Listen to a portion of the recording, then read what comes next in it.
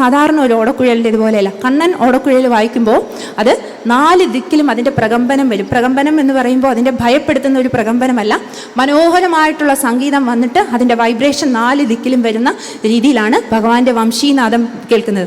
അപ്പോൾ ഈ 4 ദിക്കിലും വരുന്നതും ഈ 4 ദിക്കിൽ പോകുന്നതും 3 ലോകങ്ങളിലും എത്തും. ഈ വംശീനാദം 3 ലോകങ്ങളിലും എത്തും. അപ്പോൾ ആ വംശീനാദം കേൾക്കുമ്പോൾ ചലിച്ചുകൊണ്ടിരിക്കുന്നതെല്ലാം നിശ്ചലമാകും, നിശ്ചലമായിട്ട് നിൽക്കുന്നതെല്ലാം ചലിച്ചു തുടങ്ങും. അതായത് ഇപ്പോൾ ഒരു വൃക്ഷം അത് വൃക്ഷത്തിൻ്റെ ഇലകൾ കാറ്റടിക്കാതെ ചലിക്കാതെ നിൽക്കുകയാണെങ്കിൽ ചലിക്കാതെ നിൽക്കുന്നതെല്ലാം ചലിക്കും, എന്നാൽ ചലിക്കുന്നതെല്ലാം നിശബ്ദമാകും കണ്ണൻ്റെ വംശീനാദം കേൾക്കുമ്പോൾ.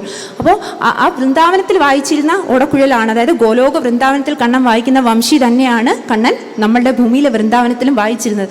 അപ്പോൾ ഈ ഗോപികമാർ, ഞാൻ പറഞ്ഞു സാധാരണ ആളുകളല്ല ഗോപികമാർ, രാധാറാണിയുടെ ഭാവമാണ് ഗോപികമാർ.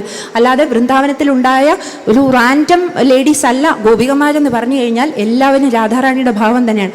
അപ്പം ഈ